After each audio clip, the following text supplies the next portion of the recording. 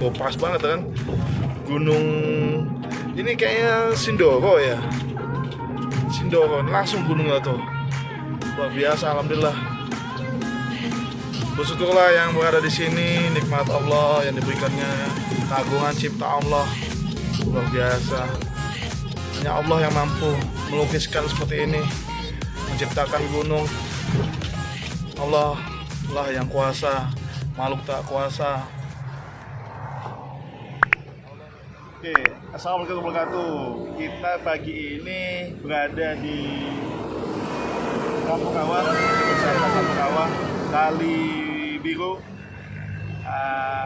Alhamdulillah, bersyukuri nikmat Allah Subhanahu wa taala yang memberikan kita nikmat iman, nikmat rezeki, nikmat kesehatan, nikmat kesempatan, dan alhamdulillah alamnya luar biasa.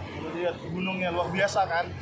Nah, pagi ini saya akan menyapa teman-teman semua dengan insight dan suatu pembahasan yang insya Allah bermanfaat bagi kita semua.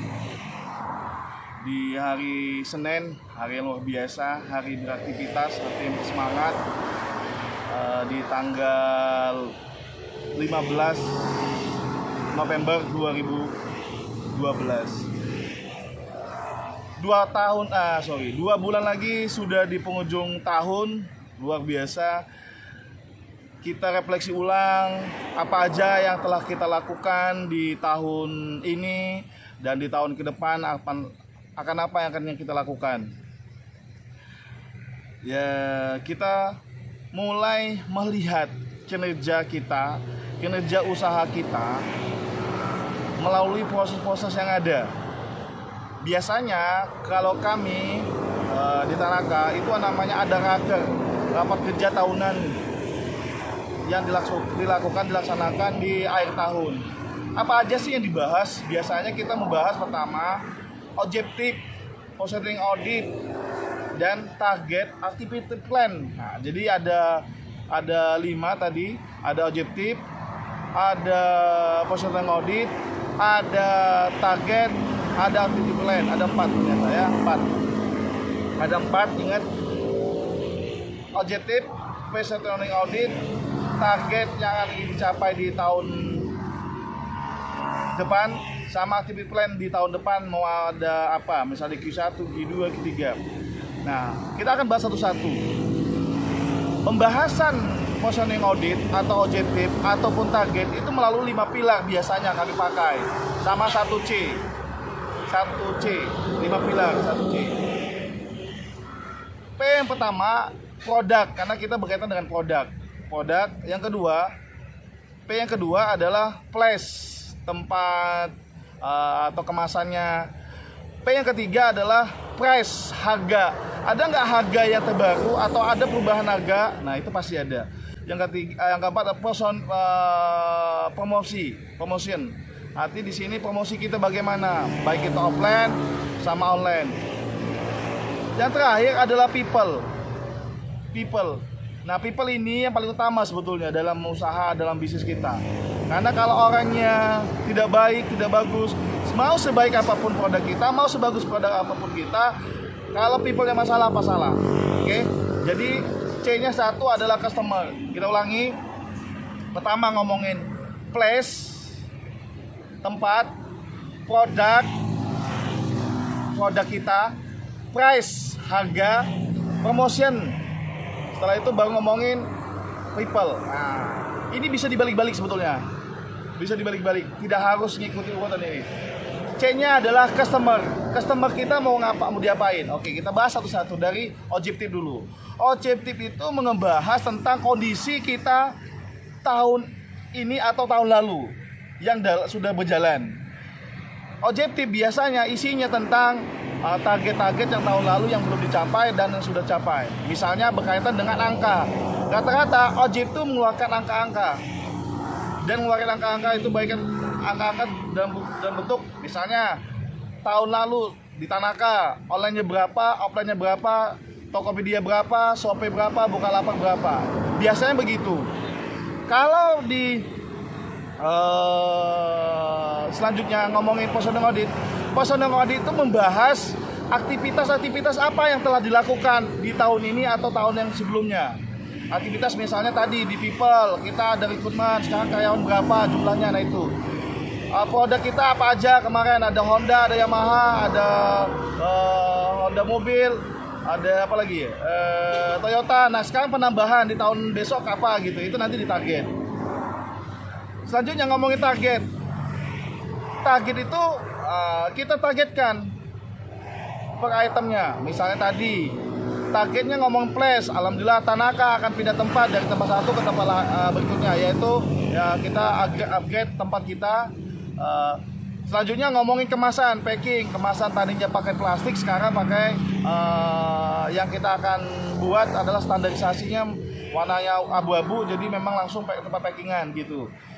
Termasuk keuangan, desain kita, termasuk yang kita benahi banyak flash. Targetnya di tahun berikut atau tahun 2022. Selanjutnya ngomongin produk tadi kita sudah update, bicaranya kita sudah ada Honda motor, Yamaha motor, ada Honda mobil, ada Wuling. Di tahun depan kita ada Suzuki mobil sama Mitsubishi. Nah itu.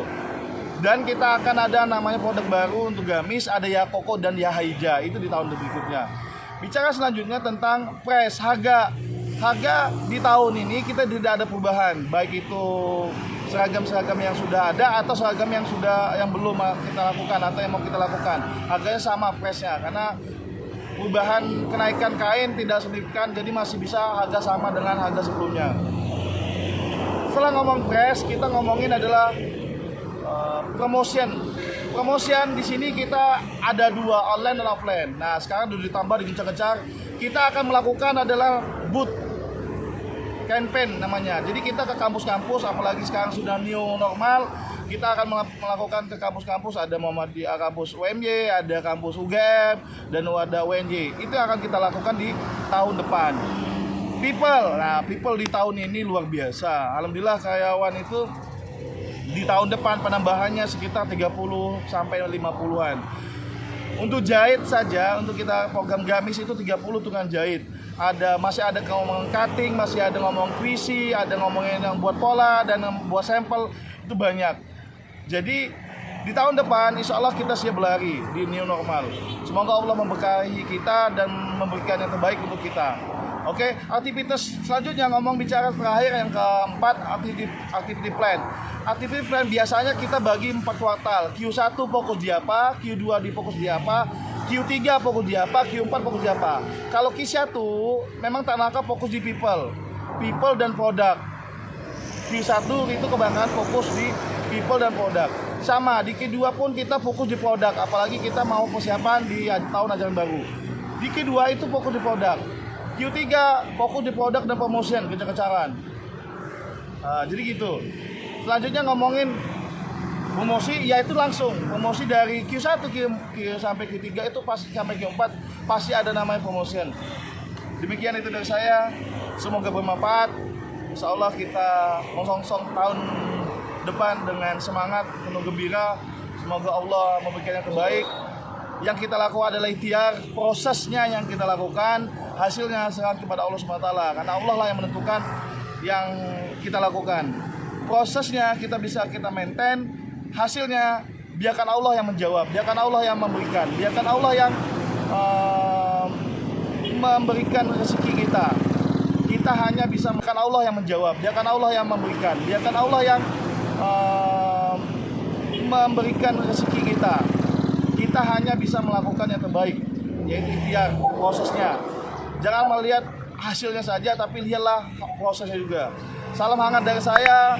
Tidak ada perubahan tanpa eksekusi. Motivasi terbaik adalah kita sendiri. Sukses selalu buat kita semua. Salam hangat dari saya, Tanaka Hirataro. Assalamualaikum warahmatullahi wabarakatuh.